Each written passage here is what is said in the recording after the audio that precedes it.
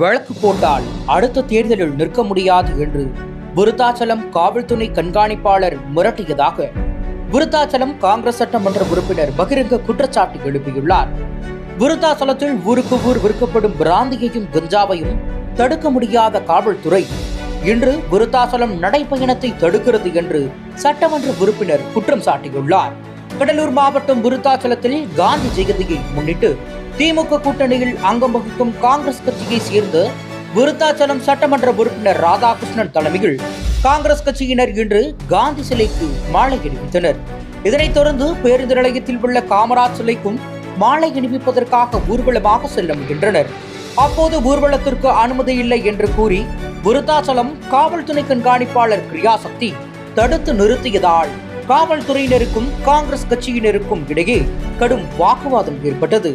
இதனைத் தொடர்ந்து காவல்துறையினரை மீறி காங்கிரஸ் கட்சியினர் பேருந்து நிலையத்திற்கு சென்று காமராஜ் சிலைக்கு மாலை அணிவித்து சென்றனர்.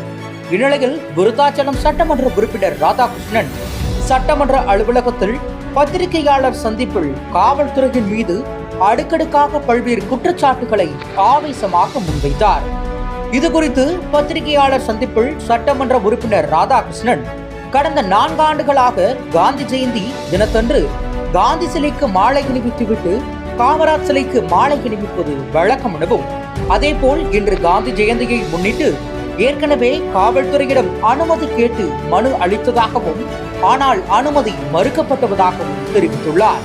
இந்நிலையில் கடலூர் மாவட்டத்தில் உள்ள அனைத்து பகுதிகளிலும் ஊர்வலமாக சென்று மாலை அணிவித்த நிலையில் நாங்களும் செல்ல முற்பட்ட போது காவல்துறை கண்காணிப்பாளர் கிரியாசக்தி தடுத்து நிறுத்தியதாகவும், ஊர்வலமாக சென்றால் வழக்கு போடப்படும் எனவும், அவ்வாறு வழக்கு போடப்பட்டால் அடுத்த முறை நீ எம்எல்ஏவாக தேர்தலில் நிற்க முடியாது என மிரட்டல் விடுத்ததாக குற்றம் சாட்டியுள்ளார்.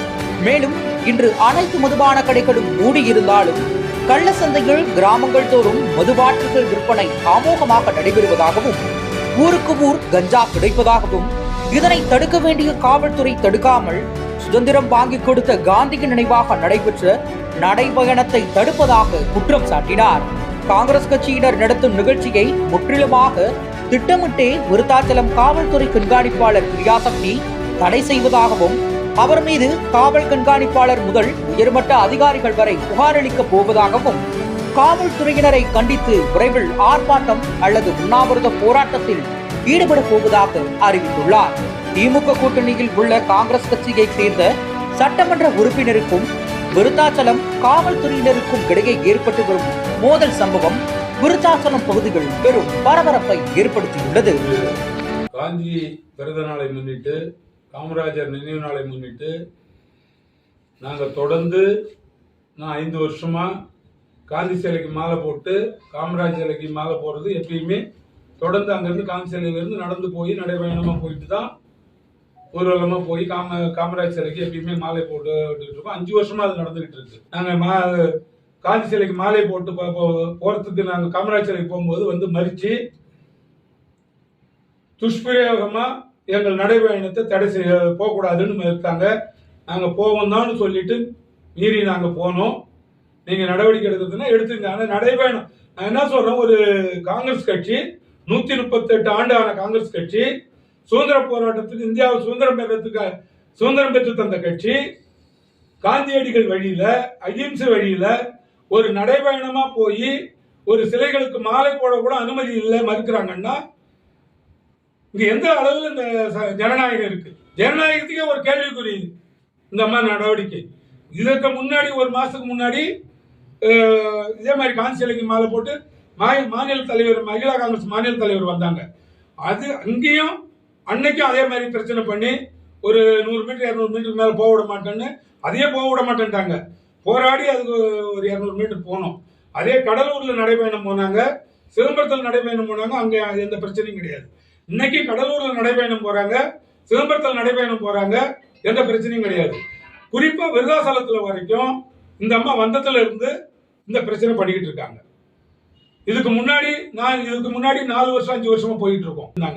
இதற்கு இவங்க நடந்து போறதுக்கு ஒரு அமைதியான வழியில போறதுக்கு இவங்க அனுமதி இல்லைன்னாங்கன்னா, இன்னைக்கு காந்தி ஜெயந்தி ஒரு ஊர்ல கூட பிராந்தி மூடி இருக்க தவிர பிராந்தி விற்காத ஊரே கிடையாது. ஏன் அதை இந்த போலீஸ் தடுக்காம இருக்காங்க? உங்களுக்கு தெரியாதா? அது விக்குதுன்னு தெரியுமா தெரியாதா? ஒரு ஊர்ல இன்னைக்கு கஞ்சா இல்லாத ஊர் கிடையாது. அதை தடுக்க வேண்டியது யாரு? இந்த போலீஸா இல்லையா? விருதாசலத்துல ஒரு ஊரை போல கஞ்சா இருக்குங்க. அதை தடுக்க வேண்டியது யாரு? போலீஸா இல்லையா? அதெல்லாம் அதுக்கெல்லாம் அனுமதி உண்டு. நடைபயணம் போக அனுமதி இல்லையா? இந்த அம்மாவுக்கு நடைபயணம் போறது அனுமதிக்க மாட்டாங்க, ஆனா இதெல்லாம் விற்கிறதுக்கு அனுமதிச்சுக்கின்னு அதுக்கெல்லாம் இவங்க சுதந்திரம் கொடுத்துட்டு இருக்காங்களா? அதுக்கு முதல்ல ஒரு தீர்வு காணணும். நான் என்ன சொல்றேன், நீங்க இன்னைக்கு எந்த ஊர்ல கஞ்சா விற்காத இருக்கு? எப்படி நீ இவ்வளவு சட்ட ஒழுங்கு பாக்குறவங்க ஏன் அதை தடுக்கல?